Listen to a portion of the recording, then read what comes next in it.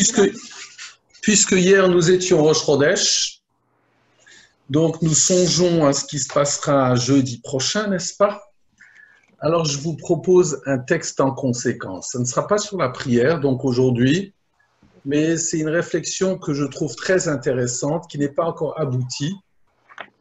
Et j'ai cherché des tas de commentaires, mais je la trouve intéressante. Alors voilà. La réflexion, puisque je suis d'Afrique du Nord, comme vous le savez, c'est autour de la figue. La caractéristique de la figue. Nicole, tu as déjà parlé avec tes élèves de la figue? De quoi? De la figue, le fruit figue. Non, pas spécialement. D'accord, très bien. Voilà. Bien que maintenant les figuiers, ça se multiplie dans notre région. Oui, il y en a un rue Goethe. Oh, il y en a plein, il y en a plein. Très beau fruit. Alors, il y a une réflexion que j'aimerais vous soumettre à propos de la figue. Et j'aimerais l'introduire par rapport à un Rashi qui m'a beaucoup intéressé dans la Sidra de Pinchas. Alors voilà. Dans la Sidra de Pinchas, à un certain moment, on s'apprête à rentrer en Eretz Israël et se pose le problème de la succession de Moshe Rabbeinu.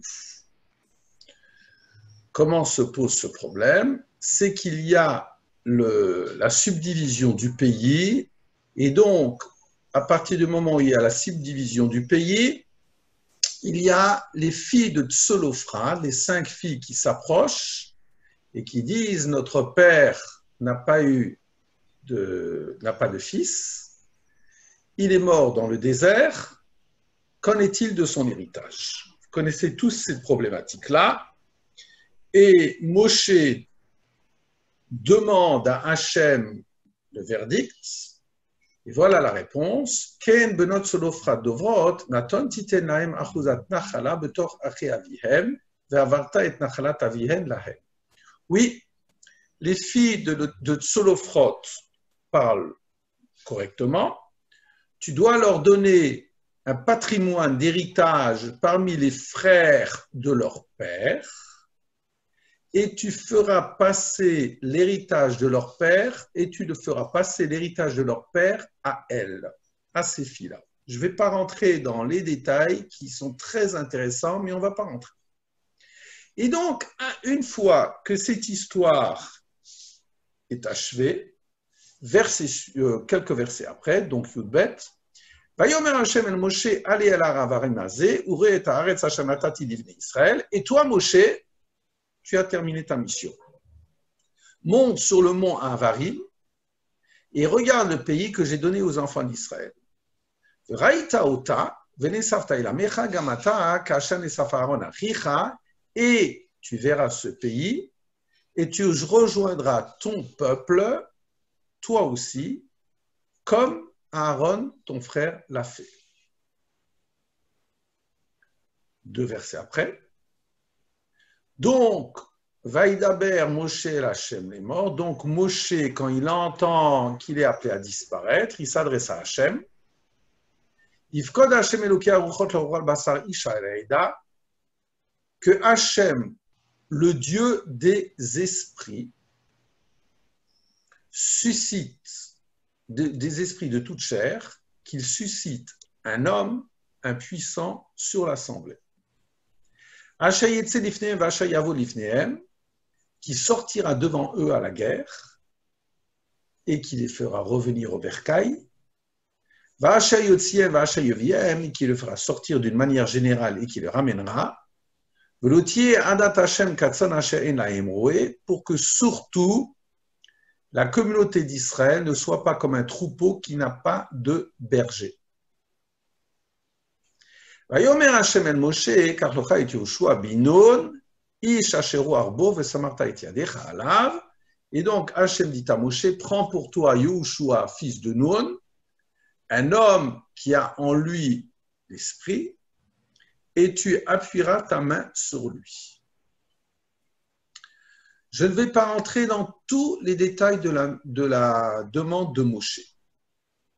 Je ne vais pas rentrer, mais il y a un point qui m'intéresse. le voici, il est souligné par Rashi, Yifkod Hashem. Donc, lorsque Moshe entend qu'il est appelé à disparaître, qu'Hachem suscite. Kevan sheshama Moshe she'amar lo HaKadosh Baruch Hu ten nachalat tzlofchad livnaotav. Quand Moshe a entendu de la part d'Hachem, donne un héritage, l'héritage de Tzolophrad à ses filles, oui, pour entrer en Eretz Israël, un espace en Eretz Israël, Amar, alors Moshe s'est dit, Higia sha'a she'edbat sorachai. Il est venu le moment où je vais m'occuper de mes affaires, à savoir, Shirshu banai et gedulati, que mes fils héritent de ma grande place. C'est ça la corrélation. Amar lo HaKadosh Baruch Hu, alors le Saint béni soit-il lui déclare, Lokach alta b'machashavash le fanai. Non, c'est pas du tout ce que j'ai comme intention. Que Daïhu Yushua litol sra shimusho, Yushua, il sera apte à avoir la récompense de son service, à savoir, chez l'hommage, Mitoraoel, il n'a jamais quitté ta tente, il s'apprête, tous les jours, il étudiait avec toi, il rangeait la tente pour que les gens qui viennent au Beth Midrash trouvent le lieu agréable, c'est lui qui va être ton successeur. Vezeu she'amar Shlomo, et c'est cela l'intention du verset de Shlomo dans Mishlei, dans les Proverbes, Notser Te'ena Yochal Piria, celui qui a semé un figuier ou qui garde le figuier, Yochal Piria, c'est lui qui en consommera le fruit. Je reviendrai sur ce verset. Eloke Aruchot Lama Ne'emar, et de la même façon, donc Moshe a dit que Hachem, le Dieu des esprits de toute chair, suscite un homme, etc. C'est quoi le Dieu des esprits, Lama Ne'emar? Amar le Fanav Ribono Shel Olam. Moshe déclare à Dieu, maître du monde, Galoi ve'yadoua le fanecha da'ato shel kol echad ve'echad ve'en domin lezeh lazeh. C'est bien manifeste devant toi que l'opinion de chacun est différente. Mani alem manig sheyeh sovel kol echad ve'echad lefi da'ato suscite un dirigeant qui supporte l'opinion de chacun. Voilà. Donc c'est ça le Dieu des esprits humains, disons. Ce qui m'intéresse aujourd'hui, c'est de comprendre cette histoire du figuier. Hein? Puisque dans Mishlei, il sera déclaré, celui qui a planté le figuier, c'est lui qui en consommera le fruit. Alors, question apparemment naïve, pourquoi est-ce qu'on parle de cela? Finalement, quand Moshe Rabbeinu aspire à avoir ses fils le remplacer, le Saint béni soit-il, d'après Rashi, aurait pu dire simplement, non, ce n'est pas l'intention. Yehoshua, c'est lui qui aura la récompense pour son service, puisqu'il n'a jamais abandonné la tente. Point. Ça suffit. Qu'est-ce que Rashi ajoute en disant, ah ben ça c'est l'interprétation des proverbes, celui qui a planté la vigne, ou le figuier plutôt, c'est lui qui en consomme le fruit.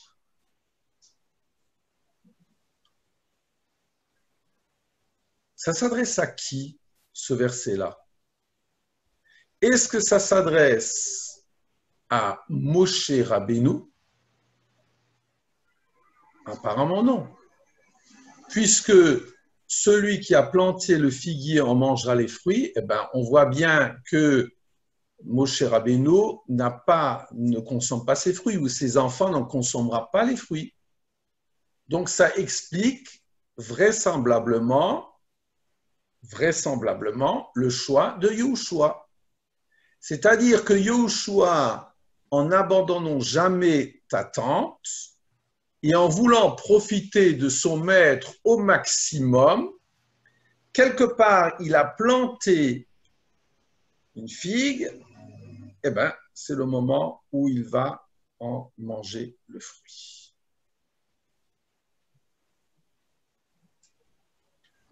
Je crois que un de mes maîtres, le grand Hama Shushana, Zichron Livracha, le jour où il a fait son aliyah, eh bien, il s'était installé pendant un certain moment à Ramoth, près de Yerushalayim, et là-bas, il aspirait à avoir sur son balcon Teena Veribon, la grenade et la figue. Voilà. Deux des fruits qui symbolisent Eretz Israël. J'aimerais montrer quelque chose que je trouve tout à fait extraordinaire sur la figue. Vous avez un Midrash Rabbah, donc vous avez la référence qui nous dit la chose suivante. Davar acher beyom kalot, beyom hakim en tifkan, et là beyom kalot, beyom shekal amazeki minaolam. Alors, j'aurais pu sauter cela, voilà. Vayi beyom kalot Moshe. Quand Moshe, il a achevé de construire le tabernacle. Ça nous rappelle un verset, le verset de Michelet, tiens, notre verset. D'autres certes ena yochad piria, celui qui a planté la figue, il en mangera le fruit. Mais d'abord, Yehoshua, Shiushimesh et Moshe. Donc c'est de là que Rashi s'est inspiré. On parle de Josué qui a servi Moshe. Kema de Tema, comme il est marqué, Musharato Yehoshua binun, Na'ar lo yamish vitoraoel. Et son serviteur Yehoshua, fils de Nun, jeune homme, en tout cas dans sa tête, il n'abandonnait pas la tente. La tente. Et après, le Midrash continue. Lana mimshela Torah que teena. Pourquoi est-ce que la Torah est comparée à teena, à la figue? Donc, on ne parle ni de Moshe, ni de Yehoshua, mais de la Torah.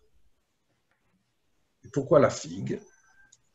Sherov ailanot hazait agefen atamara nilkatim ke echad.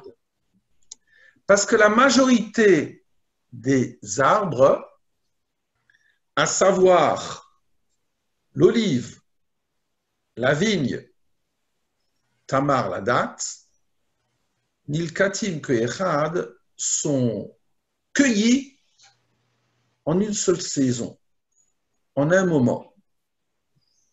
Par exemple, commence la saison des mirabelles, que j'aime beaucoup, eh ben, dans 3 semaines, vous n'en trouverez plus.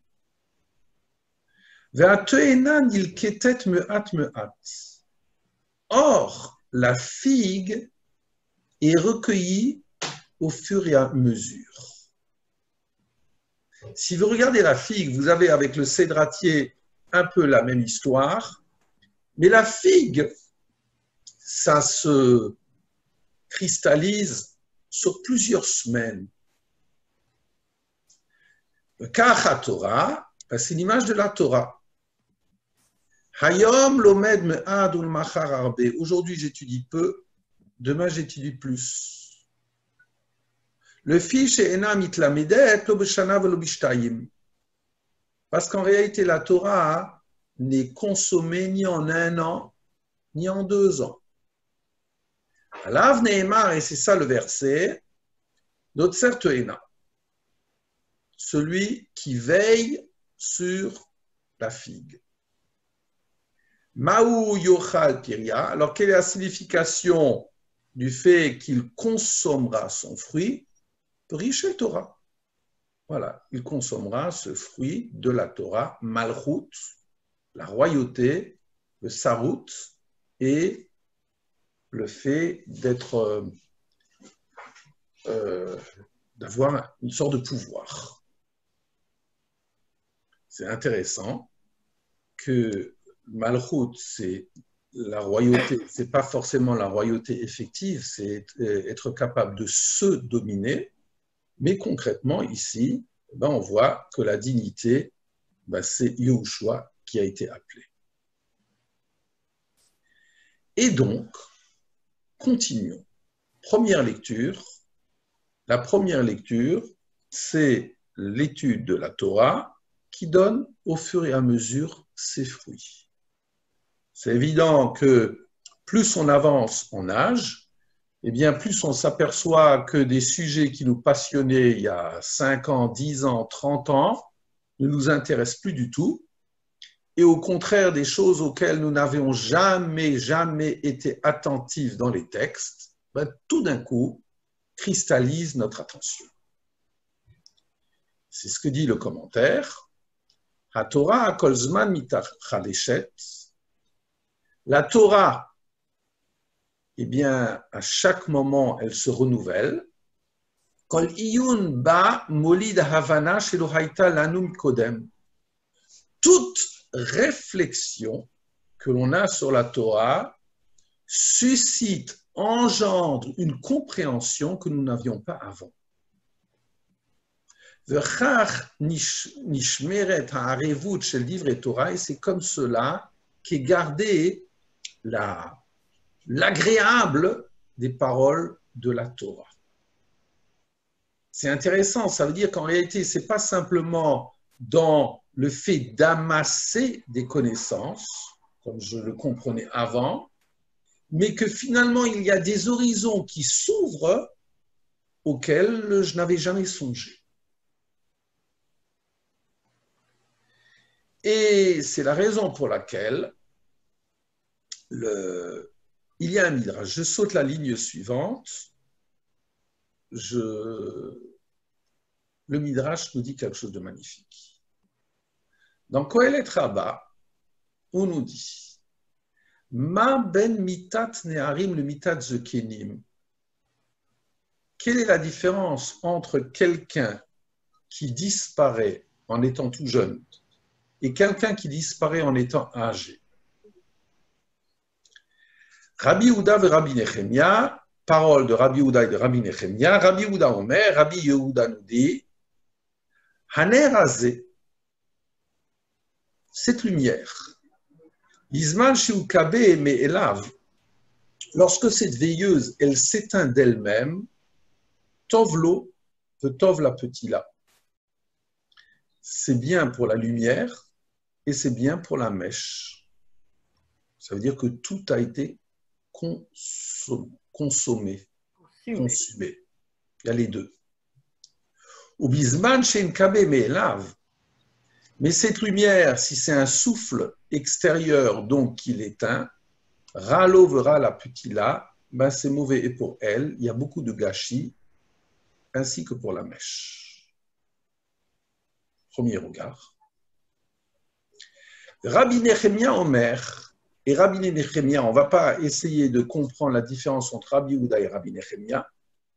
Rabbi Nechemia nous dit Hatoena azot, cette figue, Kolzman shinil ketet bonata, quand elle est cueillie au moment propice, Yafela ve Yafela Toena, c'est bon pour le fruit et c'est bon pour le figuier.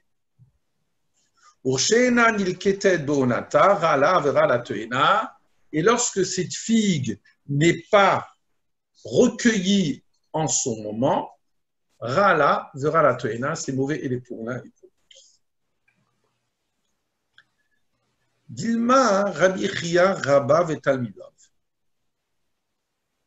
Ça va être l'histoire pour certains de Rabbi Chia, le grand, avec ses élèves. Veidamrin Rabbi Shimon ben Chalafta Vetalmidav. Et il y en a qui disent que cette histoire s'est passée avec Rabbi Shimon ben Chalafta. On est toujours très précis chez nous. Veidamrin Rabbi Akiba Vetalmidav. Il y en a qui disent que finalement c'était Rabbi Akiba et ses élèves. Quelle histoire? Havo Yatvin Pashtin Tochot Chada Toenata. Ils étaient assis à l'ombre d'un figuier.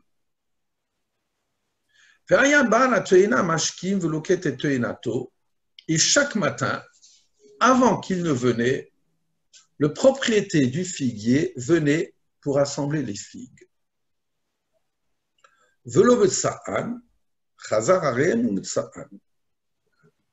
Amar lahem. Alors, une seconde. J'ai sauté une ligne. Et donc, il ramassait les figues. Et quand le maître et les élèves ont vu cela, Amrou ne chanet me komenu, shema hu chojdenu. Alors, les élèves et le maître se sont dit, on va changer de place. Peut-être le propriétaire du verger nous soupçonne de les voler. Yashvu b'makom acher, ils se sont installés autre part. Le ma'achar ishkim bal te'ena lilkot te'enato. Et le lendemain, le bal te'ena, le propriétaire du figuier, s'est levé de bon matin pour recueillir la te'ena, velo metsa'an, et il n'a plus vu ses élèves étudier à l'ombre du figuier. Chazar Chemut Sa'an, il les a recherchés et les a finalement trouvés ailleurs. Amar Lahem, alors le propriétaire du figuier a dit, Rabotai, mitzvah chada havetun avdin imi, menatun yatamini. Quoi, j'avais une mitzvah que je faisais avec vous et maintenant vous me la refusez. Amrin le, alors les élèves lui ont dit, Chaz shalom, à Dieu le plaise. Amarlon, alors le propriétaire du figuier leur a dit, Umipnema kinartem mokromchem, vishtaftem b'makomachem. Alors pourquoi vous avez abandonné mon espace pour aller ailleurs? Aminre, alors ils lui ont dit, Anan amrin shema ou projdenu. Alors les élèves ont dit, mais on voit que comme tu ramasses tout le temps avant qu'on vienne, on s'est dit que peut-être tu nous soupçonnes de les voler. Amar lahem, chaz v'shalom. Pas du tout. Et là, Omer lachem, itne mahiti mashkim v'loket ota. Mais je vais vous dire pourquoi je me lève de bon matin pour les recueillir. Que chez Tanetz alehem hashemesh, parce que dès qu'il y a le soleil qui darde ses rayons, hem matliim, ils pourrissent. Il y a des vers. Et donc, haru yoma shvakun, de l'olakat, et le lendemain, il n'y a pas touché, de l'olakat, il ne les a donc pas recueillis, et ils ont vu que quand le soleil a dardé ses rayons, ils ont pourri. Amrin, et donc les élèves ont dit, Yafe bala te'ena, Yodea onata shel te'enato, emata iruya lilaket, vulokta. Le propriétaire du figuier sait exactement quand vient le moment où il faut recueillir la figue, quand il faut la recueillir.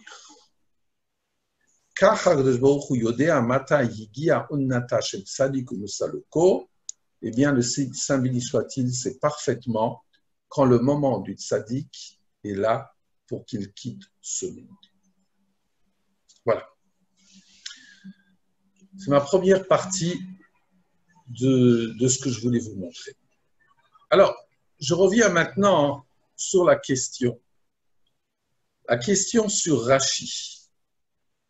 Rashi disait donc, Yifkod Hashem, que Hashem suscite un homme sur l'assemblée. Le successeur, ce sera Moshe, ce sera Yehoshua, pardon, succession de Moshe, parce que lui n'a jamais abandonné ta tente. Et c'est ce que dit Shlomo, Notser Te'ena, celui qui veille sur le figuier, c'est lui qui en mangera les fruits. Alors, la question, c'est à propos de Moshe? C'est à propos de Yehoshua? À propos de Moshe, c'est évident que non. À propos de Yehoshua, c'est intéressant de voir que et je me parle pour moi-même, que le Midrash parle de la Torah. Ça veut dire que dans mon étude, eh bien, il y a des moments où ça doit macérer, des moments où le fruit est mûr pour que je réfléchisse à telle et telle problématique sur laquelle je n'avais jamais regardé de façon particulière ce texte, comme dans la vie. Mais c'est extraordinaire à travers cette histoire-là qu'il faut prendre dans le sens tout à fait réel. Le propriétaire de la figue sait quand recueillir le fruit. Il ne s'agit pas simplement de la Torah et vis-à-vis de mon étude, mais il s'agit, n'est-ce pas, Nicole, avec toute mon affection, du maître. Le maître, dans sa relation avec un élève, ou les parents avec un enfant, mais ici on parle du maître. Yodéa, il sait quand est venu le temps. Notre certes Héna, celui qui veille sur le figuier, il en consommera le fruit. Alors, ce n'est pas forcément lui qui en consomme le fruit, mais l'élève, eh bien, il y a, à partir du moment où il y a cette confiance entre le maître et l'élève, eh bien, le maître peut parfaitement savoir, quand il connaît bien l'élève, qu'il y a des moments où on aborde telle et telle question, et il y a des moments où finalement il y a le fruit qui sera mûr. Il faut bien faire attention. Bien faire attention. À partir du moment où on ne s'occupe pas de faire cette récolte-là, le fruit pourrit. C'est bien dit dans le texte, le fruit pourrit. Voilà. Et donc, le maître du verger sait parfaitement et combien nous avons de fruits à donner dans notre vie, eh bien, on devrait être capable d'être le successeur de Moshe dans notre tente pour être capable de savoir quand il faut, la façon dont on veille sur le figuier, de savoir quand on en recueille le fruit. Voilà. C'est clair jusqu'à présent? Oui. Très bien. Alors maintenant, je vais rebondir sur cette histoire de la figue. Permettez, je vais juste me chercher un verre d'eau. Une seconde.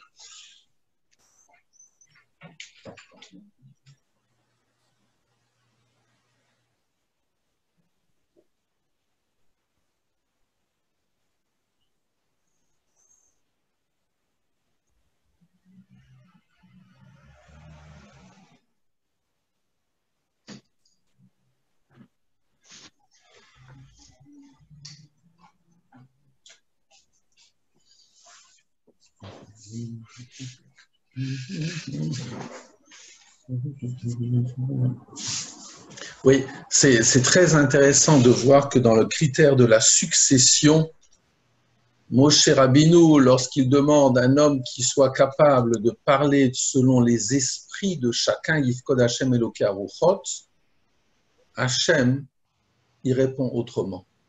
Hashem, il répond quelqu'un qui soit capable de discerner le bon moment. Point. Voilà. Et à propos du figuier,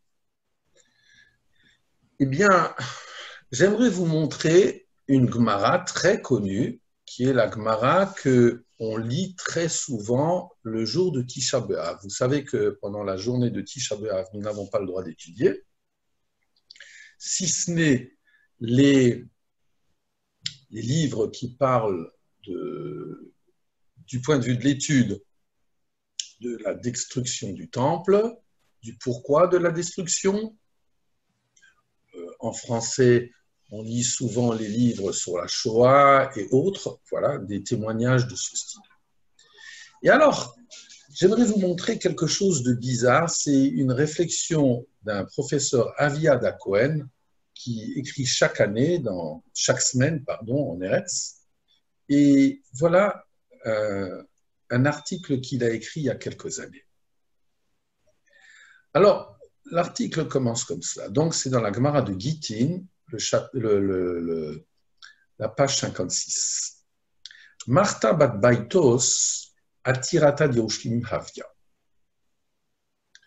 Martha, c'est le nom d'une femme, fille de Baitos, était une des plus riches de Jérusalem, à l'époque de la destruction du temple.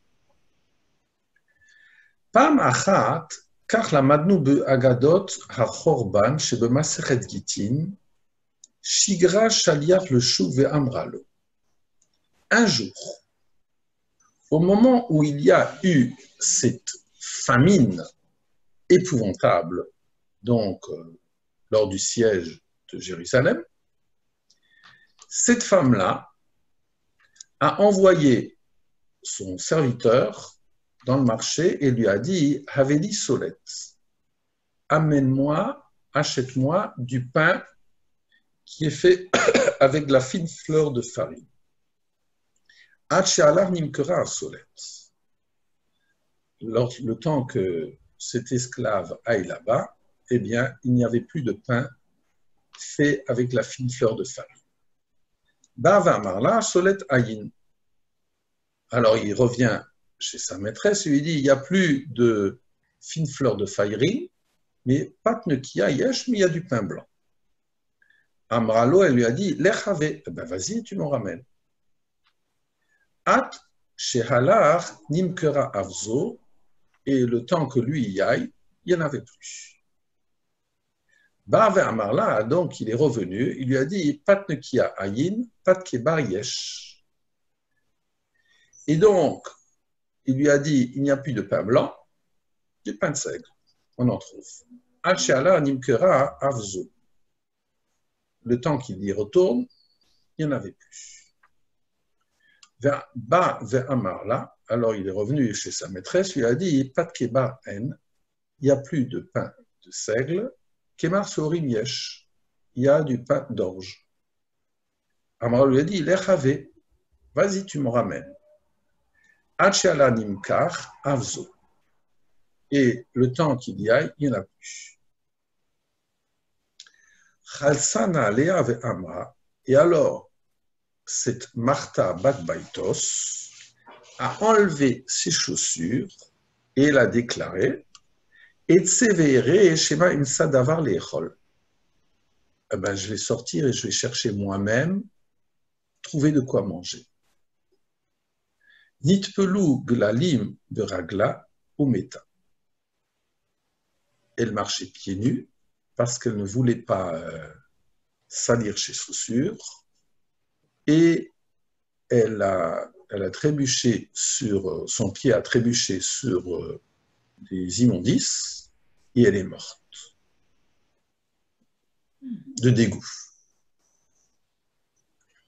Kara Léa Rabban Yochanan ben Zakkai, et Rabban Yochanan ben Zakkai a déclaré à son propos Nikra Shelema Beparashat Tochacha, donc un verset qui est dit à propos des tochachot, des malédictions de Kitavo, Haraka becha ve'anuga asher lo niseta krafragla, hatseg ala aretz, lihit aneg umerov, tera ena be'ishreka bina ubita.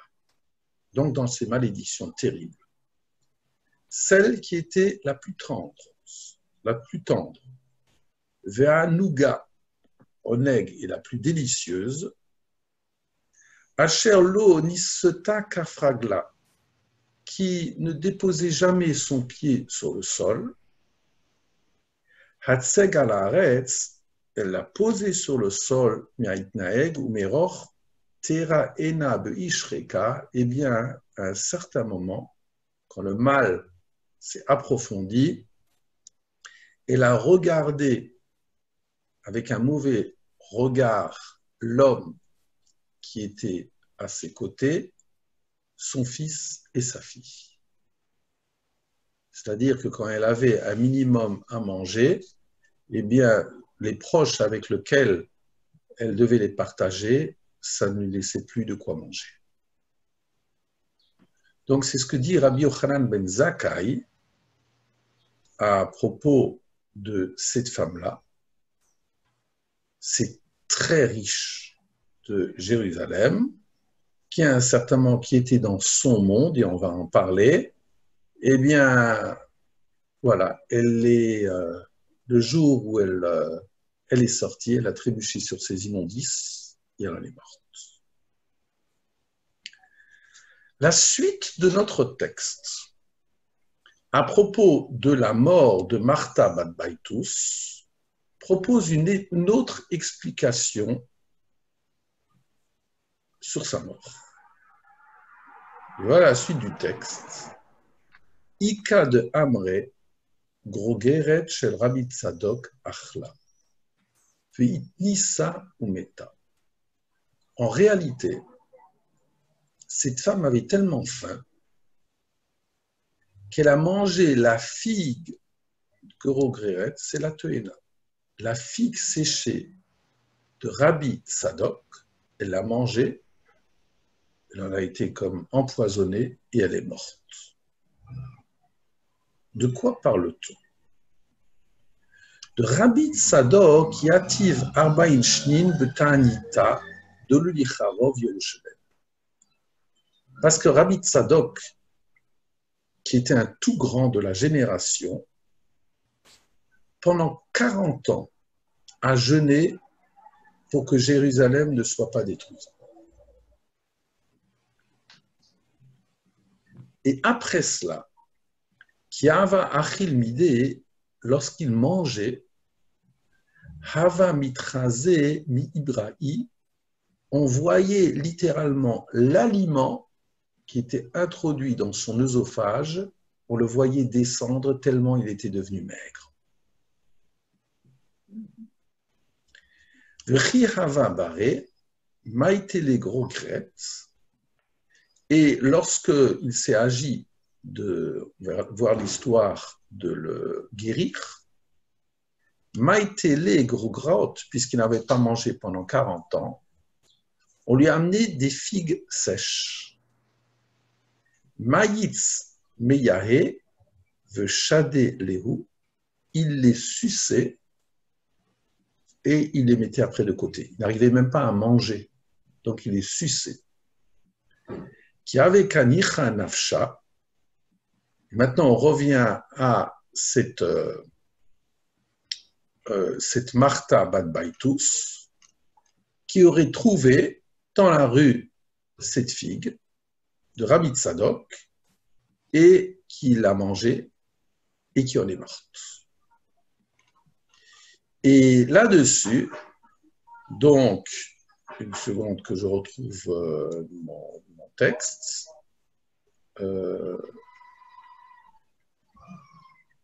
Voilà. Donc, et la suite de la Gemara nous dit Ki hava kanicha nafsha, quand elle était en train, elle allait mourir, afikta le chol de hava kaspa, elle a jeté à tout le monde son argent, son or et son argent. Shadite beshuka, elle a distrait, elle a donné, elle l'a jeté dans la rue. Amra, elle a déclaré Hay le maï mi baïdi. Tout ceci, à quoi ça me sert? Hay nous dirtiv, et c'est cela, ça va dans le sens d'un verset de Yecheskel. Kaspam bachutzot yashtiru, ils jettent leur argent dans la rue. Voilà. C'est cette histoire, ces quelques lignes d'histoire qui vont être commentées par Avia Dacohen. Et voilà ce que nous dit ce maître, Avia Dacohen. Marea toem et mareu akachu shel Rabbi Tzadok. L'apparence de cette figue sèche, toem et mareu akachu shel Rabbi Tzadok, correspond parfaitement à l'apparence tout en filigrane de Rabbi Tzadok. Chez Kolma chez Achal, Haya Nire mi Bachutz, C'est-à-dire que tout ce qu'il mangeait, eh bien, de l'extérieur, on voyait comment il avait du mal à le manger et comment ça descendait.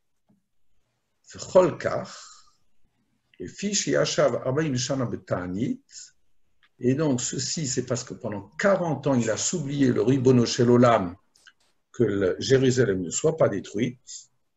Et Tsar, Matsar à Chorban, à Meshamshed Duba, il était dans l'angoisse parce qu'il pressentait la ruine de cette ville et du temple.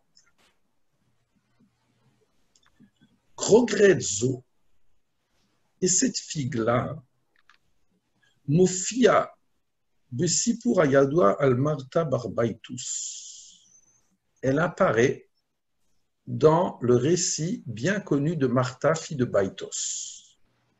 Ameashirot Yerushalayim, une des plus riches de Jérusalem. Le Shema Avshema Martha. Et peut-être même son nom, Martha. Martha, ça veut dire quoi? Mar, c'est l'homme, le souverain, si vous voulez. Et Martha, Adonit, la souveraine. Yoter me ramemez alofia, ve'alkar shenahaga benyotea, avdea minag adnud uschara. Ça veut dire que par rapport à tous ceux qui l'entouraient, elle se considérait toujours comme au-delà d'eux. Et donc, Maaseh Martha, Meshakef Lorak, Shever Kalkali ou Batsoret. Cette histoire de Martha ne fait pas que décrire une crise économique et la famine. Yeshbo Shikouf, le Netek chez Ben Adonit, à Taïkonit, chez Otam Yamim et Ametsiout. Et c'est peut-être aussi une description Nitouk, d'une coupure, d'un hiatus considérable entre certains dirigeants des magnats de cette époque-là par rapport à la réalité de la vie. Beshar chez Amon Ha'am, Ra'ev Lalachem, lorsque le peuple est affamé, Ota Haraka Bechav Nuga Asher Noniseta Kafragla Hatseg al Raglea, celle qui était la plus grande, qui se considérait toujours comme la plus délicate, qui n'était pas capable de mettre ses pieds par terre, Himshicha le Vakesh de Asma Solet. Elle recherchait toujours le pain fait avec de la fine fleur de farine. Etzla Hasakim Karagil. Pour elle, les occupations étaient ordinaires. Kisholeret el Morashea, le Masak Niyot, Bas Beznane et Kedé le Havi, la Lechem Shubach, Mafian Muyuched le Anine Ta'am. Elle envoie son serviteur, sa servante, pour chercher les mets les plus délicieux. Le pachot misé hilo muchana lisot et liba. Moins que cela, elle ne veut pas se nourrir. L'amrot amasror ve'ara'av, malgré le manque et la famine, ameshameret enam ma'er liknot mashiu motse. Il fait une réflexion très juste, c'est que le serviteur ou la servante ne se dépêche pas d'acquérir ce qu'il veut. Tu vas au magasin, tu ne vois pas tel et tel produit, tu achètes l'autre, pas du tout.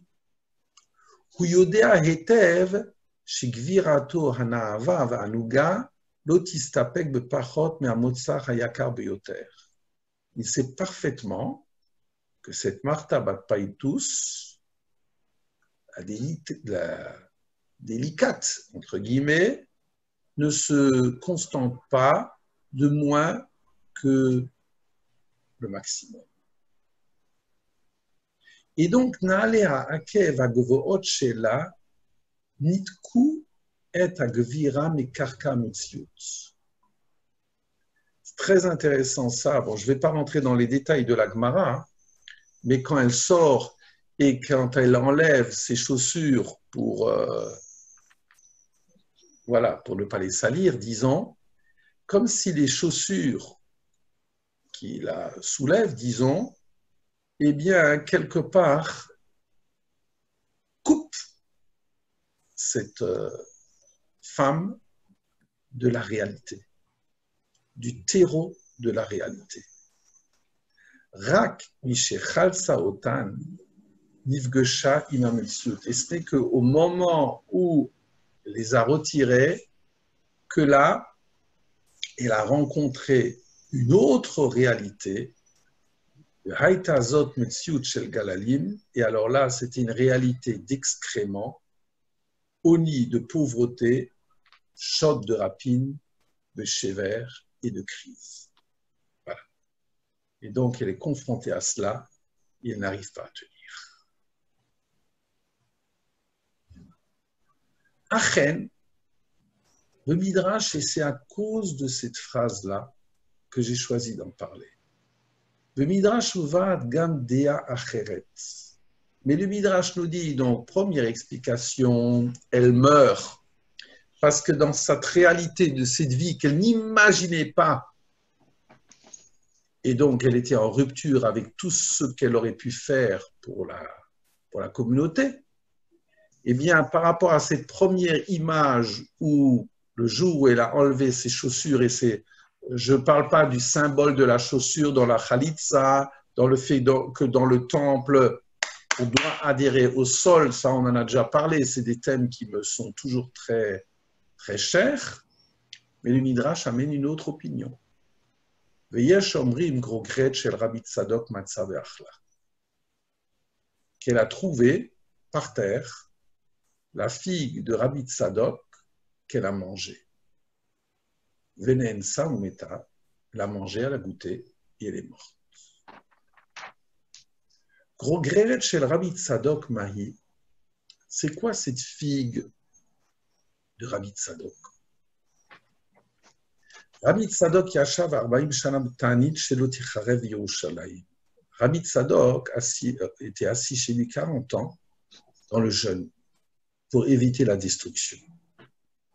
Ichish chol ma she'achal haya nireh machutz.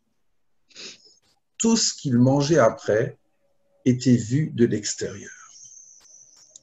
Que Sheba le havrot atzmo, et quand on a voulu le réconforter, et viulo grogred vehi botsetz nimen vezorkan, eh bien on lui a amené donc cette figue sèche qu'il suçait et qu'il jetait après. Rabbi Tzadok hatzadik ose hatzedek. Rabbi Tzadok, c'est celui qui va au maximum de ce qu'il est. Shemo me ramez al tzidkato, son nom même, Tzadok, c'est Tzedek, indique sa grandeur. Chassiduto vanvanuto, combien il était chassid, combien il était humble. Ou dumuto gedet be'alil le marta ha'anuga. Et cette image est totalement opposée, totalement, à l'image de Martha, la délicate. Velo hinichulo le Rabbi Tzadok, Hachekachru de Muto Gambesipur Himaltuto, Haheroi shel Rabban Yochanan ben Zakkai, Meir HaKodesh ve'Amikdash, Erev HaChorban. Et on n'a pas abandonné Rabbi Tzadok, au point que l'image de Rabbi Tzadok est liée au récit que vous connaissez tous, héroïque, si vous voulez, de Rabban Yochanan ben Zakkai. Alors, vous connaissez cette histoire-là, que le Achar Shigia Etzel Aspastinos, donc c'est Vespasien. Alors donc, Rabban Yochanan ben Zakkai était dans le siège de Jérusalem avec ses élèves. Il se rendait compte que tout allait à la catastrophe. Et à un certain moment, vous connaissez cela, il s'est fait passer pour mort. Et donc, deux de ses élèves, Rabbi Eliezer et Rabbi Yehoshua, on dit qu'il est mort. Et donc, il est sorti dans un cercueil, et puisqu'on n'enterre pas à Jérusalem, on enterre en dehors de la ville. Et donc, les Romains voulaient même passer une épée dans son corps pour être sûr qu'il n'y avait pas de magouille. Et finalement, les deux ont dit, écoutez, il est mort, on ne va pas toucher à son corps, etc. Donc, ils ne l'ont pas touché. Et quand il est sorti du camp, Rabban Yochanan ben Zakkai s'est rendu auprès de Vespasien, le général Vespasien. Nodalo Shinitale Ligdula. Et donc, à un certain moment, quand il a vu Vespasien, il a salué en lui disant qu'il va être nommé empereur. Vaya le César. Il va devenir un César. Et Amar, le Rabbi Yochanan ben Zakkai, Shivakesh Mimou Davar Vinatel. Et alors Vespasien a dit tu racontes n'importe quoi, etc. Et comment tu es venu. Et à un certain moment, il y a un cavalier qui arrive de Rome et qui déclare que l'empereur est mort, et c'est Vespasien qui est nommé empereur à sa place. Et donc, Vespasien s'adresse à Rabbi Yochanan ben Zakkai, il lui dit, demande-moi une chose et je te l'octroie. Amarlo Rabban Yochanan, et alors Rabbi Yochanan ben Zakkai lui déclare 3 choses, 3 demandes. Ten li Yavne vechachamia. Donne-moi la ville de Yavne et ses chachamim. Donc, ça veut dire que Rabban Yochanan ben Zakkai avait abandonné l'idée que Jérusalem soit sauvée. Il savait que ces demandes ne seraient jamais acceptées. Donc, il a demandé Yavne, où il y avait Yeshiva, avec ses sages, et que ça, on n'y touche pas.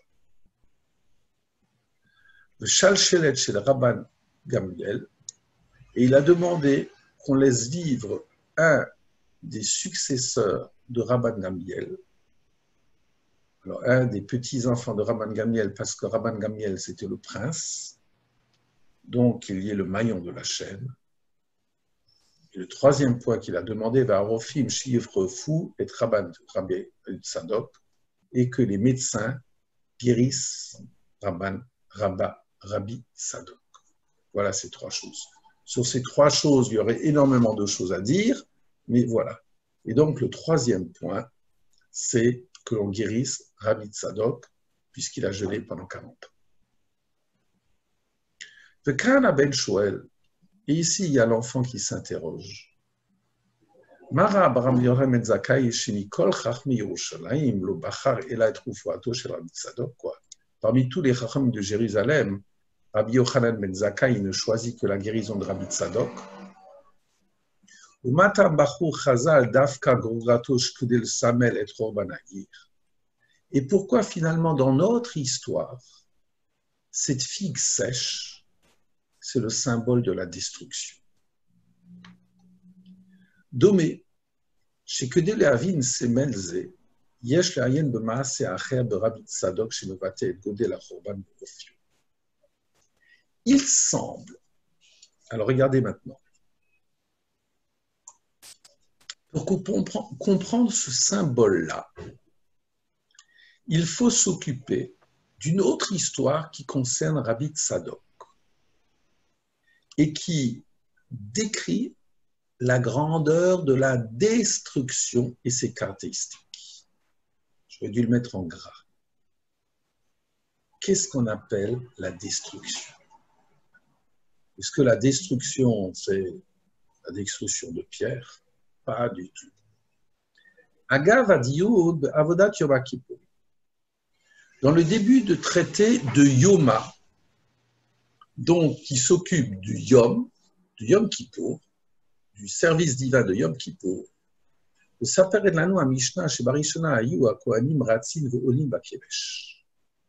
on raconte que les Kohanim, au début, ils montaient en courant sur la pente qui montait sur l'autel. Vous vous rappelez, il y a un autel où on amène les korbanot dans la cour.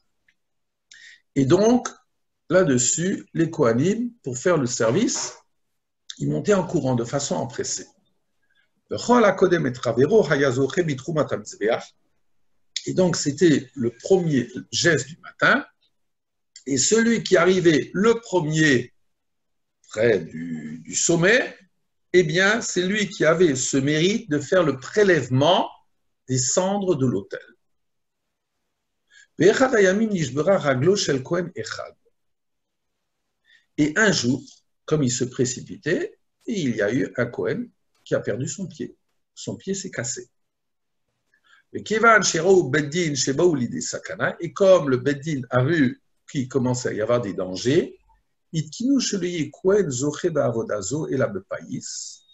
Kohanim, le Beddin, a institué que ce prélèvement ne pouvait être dû que suite à un tirage au sort. Aussi, il faut Al-Kar Bigmara, et la Gemara nous raconte.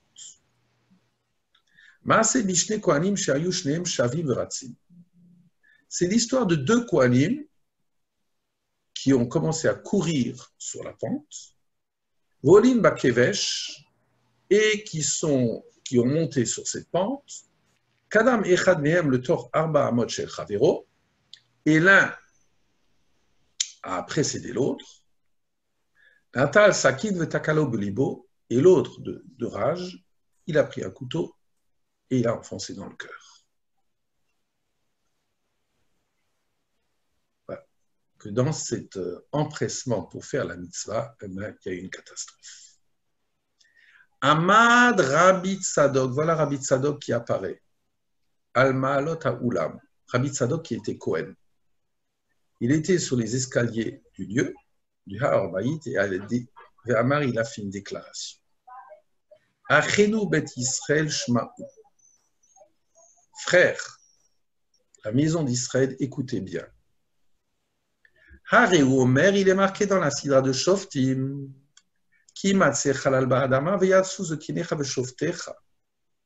Quand il y a un cadavre sur la terre et on ne sait pas qui l'a tué, tous tes anciens et tes juges sortiront. Et là-bas, il y a toute une cérémonie.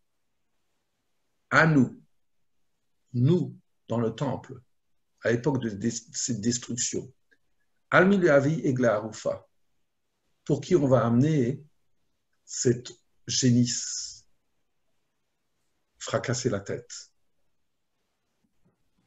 C'est-à-dire que dans le contexte là-bas, on ne sait pas qui l'a tué, et donc on a mené une génisse, etc. Mais nous, pour qui on va amener une génisse? À l'Aïr ou à la Zaroth? On va l'amener pour la ville qui menace d'être détruite, ou à la Zaroth, ou pour notre espace. Gaou Kolalam Bifria, et tout le peuple a commencé à pleurer.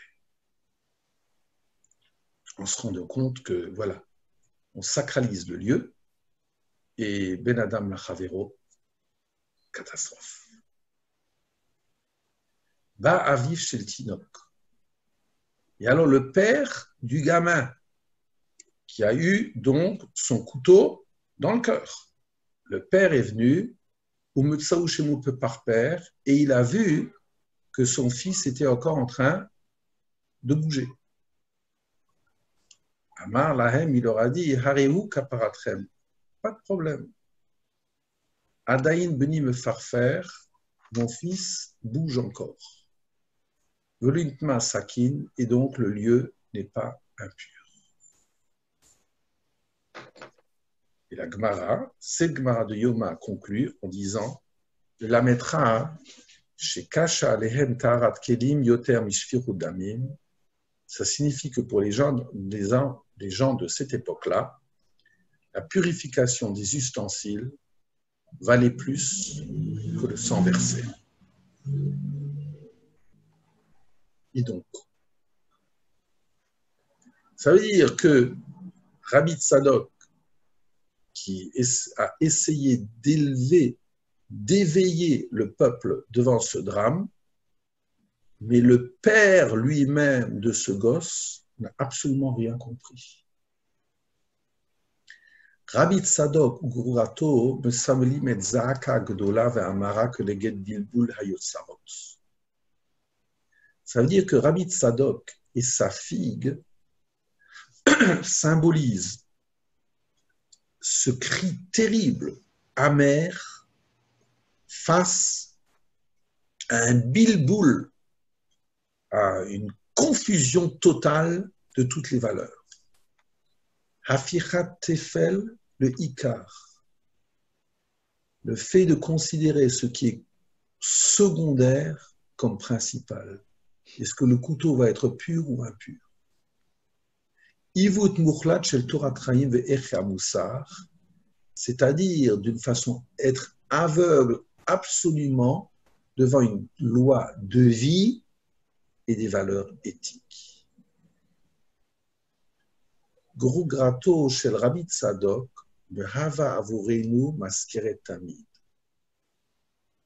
Et donc cette figue de Rabbi Tzadok, elle exprime pour nous un souvenir éternel, le chevra anintanit shel ashirim, d'une chevra, une catégorie de personnes, de riches, qui veulent toujours jouir.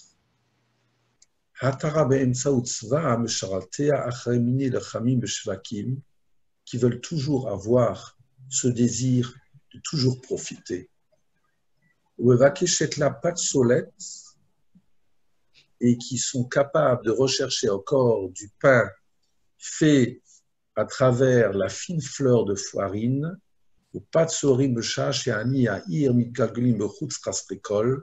alors que les pauvres de l'endroit sont en train de débouler parce qu'ils n'ont plus rien. Donc, cette figue de Rabbi Tzadok, pour notre auteur, c'est la marque de ces différences énormes qui existent entre les riches et les autres, et l'indifférence des riches et des autres. Des riches qui ne sont plus capables de marcher sur la réalité de la vie. Gru grato shel Rabbi Tzadok mishamesh lanu matseva l'chourbanu shel olam hafuch. Cette figue de Rabbi Tzadok, elle est pour nous une matseva des ruines sur des ruines d'un monde qui est à l'envers. Shebo taharat kelim kaché yotem ishfiru damim, où le désir d'avoir un instrument pur est plus important que le sang qui est versé. Alors que l'enfant se trémousse encore dans son sang,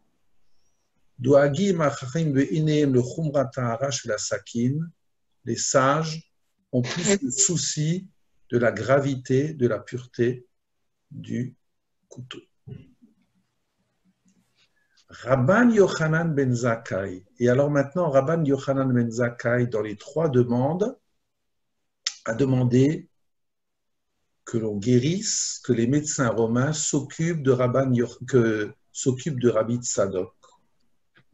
Rabban Yochanan ben Zakkai melamdenu shiripu yashever, parce qu'il veut nous apprendre que guérir, c'est une brisure. Ichu yakraim, le fait de coudre ce qui est déchiré, et que d'aller au-delà de la ruine, de comprendre la signification de la ruine et d'aller au-delà de cela, c'est cela la Geoula. Le Rosh Vachishona, en tout premier, Berufuato shel Rabbi Tzadok, qu'en tout premier lieu, si on aspire à une Geoula, eh bien, il faut guérir ce pourquoi Rabbi Tzadok est tombé malade. Le Hashavata Seder al-Kano, c'est-à-dire de remettre les choses et les valeurs à leur place. Le Acharazat Ikar Limkum Rishon, de remettre ce qui est principal à sa place première. Be'atafot al pene tefel, et surtout de lui donner une prépondérance par rapport à ce qui est secondaire. Be'amakat rishutam hamusarit ve'achevratit she'ashirair, d'approfondir les sentiments éthiques et sociaux des riches, de ceux qui sont munis, de savoir que Shoé Am ou Baale Shrara, Shibidam Yoeod Atum Nochach Achem Bet Israël, qui ne soient plus aveugles devant leurs frères, la maison d'Israël, Amelakim Sha'ir Akot Beshuk Be'ervoshel Yom, ceux qui ne rassemblent que des restes de légumes le soir au marché quand les échoppes ont été fermées. Kar b'yamim haem gam bizman hazeh. Ça, c'était à l'époque de la destruction du temple. Ce problème existe à notre époque. Ta'ama shel goreret shel Rabbi Tzadok lo fak. Le goût ou l'odeur de la figue de Rabbi Tzadok ne s'est pas évaporé. Verecha lo nigmar, et son odeur n'a pas encore disparu. Voilà. C'est ce que je voulais vous montrer, ce texte que je trouve très très beau. Donc, autour d'une figue, donc j'ai pas voulu me moquer de vous. Donc, je suis parti de la succession de Moshe Rabbeinu, où en réalité le maître, c'est quelqu'un qui est capable d'avoir cette relation si particulière avec cet élève, de savoir quand c'est le moment de recueillir la figue et de passer à cette image très troublante de Martha Bat Baitus, qui n'a jamais été capable, contrairement à d'autres, à faire en sorte que ses frères soient nourris d'une façon ou d'une autre. Elle était dans son monde, un monde qui était au-delà du réel. Eh bien, d'après la deuxième lecture, elle est morte lorsqu'elle a été confrontée à la réalité de l'existence, de cette existence si dure, de cette crise-là. Pour les uns, c'est l'existence de la réalité de ses frères qui sont en train de crever de faim, ou bien l'existence de la figue de Rabbi Tzadok, qui lui, dans sa grandeur, a jeûné pendant 40 ans, donc un monde, pour que justement il n'y ait pas le khurban de la destruction du temple et la destruction de Jérusalem, mais au-delà de la destruction, c'est pour qu'il n'y ait pas la destruction symbolique des valeurs de Jérusalem. Pour cela, il faut prier. Voilà. Est-ce que vous avez des questions?